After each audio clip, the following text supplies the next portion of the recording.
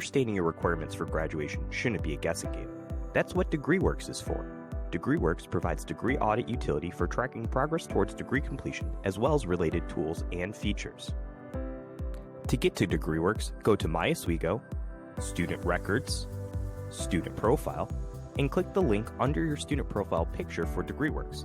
At this point, a new tab should open up in your web browser labeled Dashboard, which displays your degree audit. Before getting into all the cool features of DegreeWorks, you want to first click the Process button towards the right side of your screen. This pulls the latest information from your degree audit so you can make informed decisions about what classes you need to take. Now that you're ready to look at your degree audit, let's talk about how to read it. DegreeWorks is divided up into a series of what are called blocks. Blocks contain graduation requirements and conditions you need to complete. The requirements, usually classes, will display as met with a green check mark, met pending successful completion of an in-progress course with a blue semicircle, or not met with a red open circle. Courses on the audit link to course information, including course descriptions, attributes, prerequisite information, available sections, and potential equivalent courses. If you see a clipboard icon with a check mark on it next to a course, that means there is a prerequisite. Be sure to click on the link to learn more about the course. There are also two additional features, the What If analysis and plans. You can use the What If feature to explore what your degree audit would look like if you changed major, changed minor, and/or took specific courses. The DegreeWorks plan area is used to build semester-by-semester plans towards degree completion. This isn't something you can do, however, so ask your advisor about building a DegreeWorks plan if you're interested. Let's take a closer look at the various DegreeWorks blocks. The first block you will encounter is the Degree in Bachelor of. This shows you where all of your credits for graduation come from. For most students, this will mean earning 120 credit hours by satisfying all the requirements listed in the block. Liberal arts credits, upper division credits, general education requirements, writing plan, and major requirements.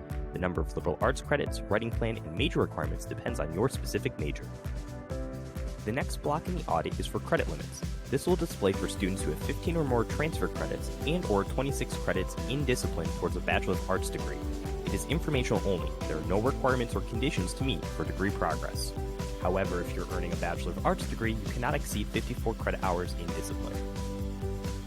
Up next is the General Education Requirements block. At first glance, this might look confusing to you.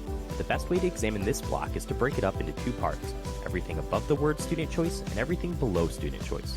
The above section is like the core requirements of your gen eds, meaning every student at Oswego must satisfy the writing, math, foreign language, natural sciences, and world awareness requirements in order to graduate.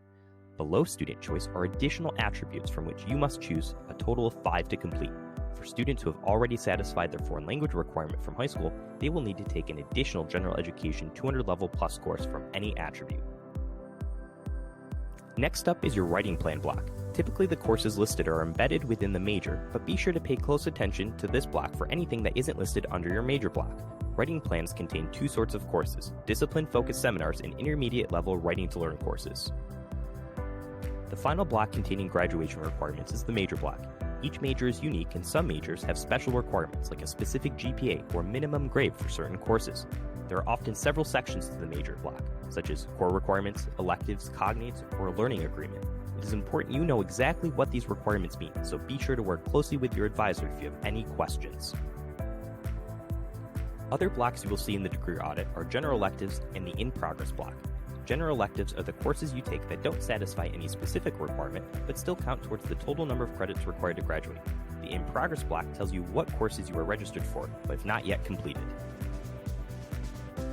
To find out more information about DegreeWorks, check the link in the description below. You can also meet with your advisor or visit the Advisement Center, MCC 151, during drop-in hours.